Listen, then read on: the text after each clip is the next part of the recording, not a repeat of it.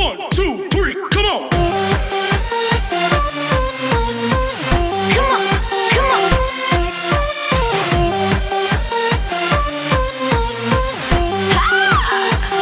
Okay, so ang biyahe namin ngayon papuntang Pasig, Pulo sa Calawag, Quezon. So, alis na tayo kasi sobrang gabi na. Kailangan na natin. Okay, let's go!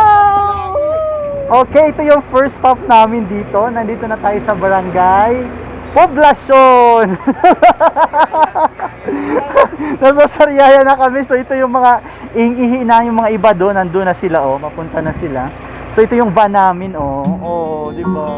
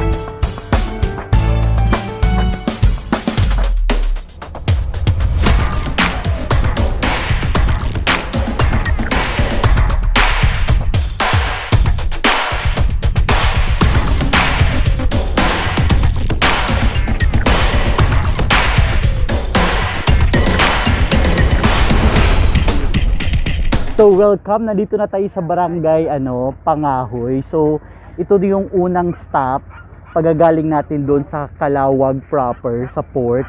Tapos dito agad unang bagsak sa sa barangay Pangahoy. Tapos yan, dito na siya. Yan na yun, may mga floating na mga bamboo. Tapos yun na ang ganda. Later daw doon natin makikita yung Pulong Pasig. Simula daw dyan yung simula din yung sandbar, tapos papunta na yan doon.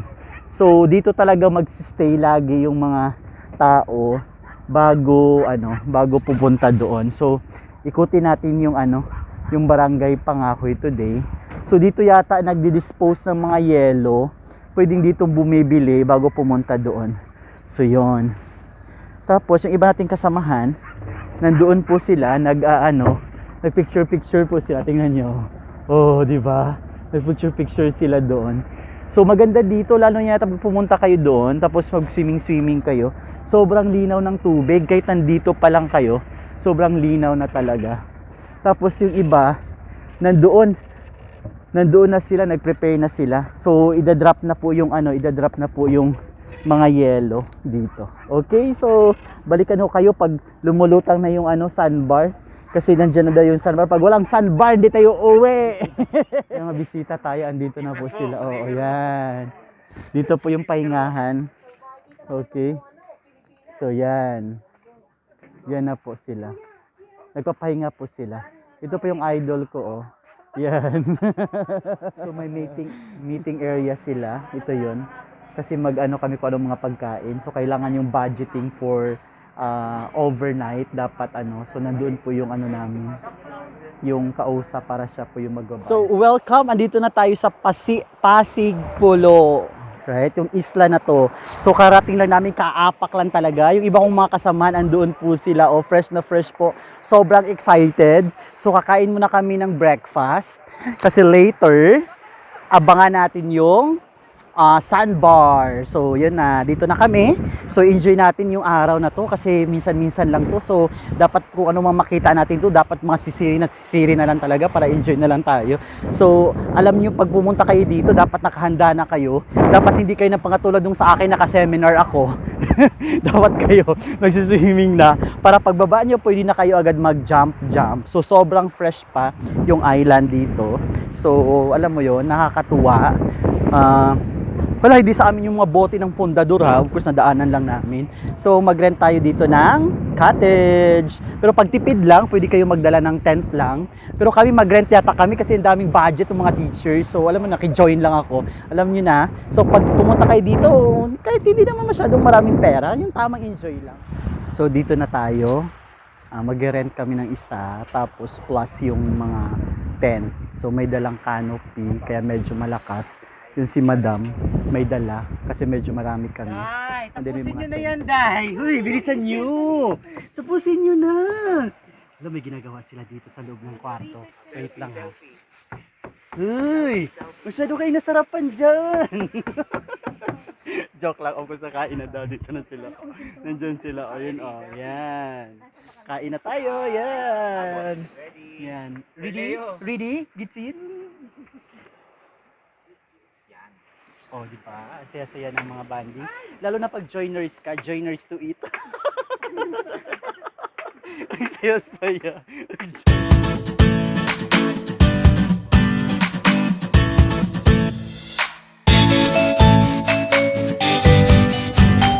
So, nandito na tayo sa Kalagwas, ano sabihin ko? So, dito na tayo sa pulong Pasig. Tingnan mo, napakahaba hanggang doon. Sobrang haba. So, napakaganda. O, sige na, bababa na tayo. Okay? So, yan. Bababa na. Ang saya-saya. Ang saya-saya dito. Parang nasa heaven ka. Sobrang saya. Hihi. So, yon, isa to sa pinakamagandang napuntahan ko talaga. So, alam mo yon, sobrang ganda. So, at saka sobrang haba ng sandbar, yun hanggang dun sa dulo. Tapos sobrang linis. Walang tawag niyan, walang mga dumi-dumi. Sobrang puti. Woo! Ang ganda! Ang ganda! Nandito yung mga kaibigan ko, yan Sila Madam, tingnan mo, gaganda nila, no? Yan. Nga. Tapos, andito rin yung mas maganda. Yan, yan. Pinaghandaan nila yung sandbar. Sobrang haba hanggang dun sa Quezon. Pero nandito tayo sa isla ng, Pulong Pasig. Right? So, Pulong Pasig po siya. Sobrang haba po ng sandbar niya. Hanggang doon po halos sa tuktok, kung makita nyo. First time ko makakita ng ganito kahabang sandbar.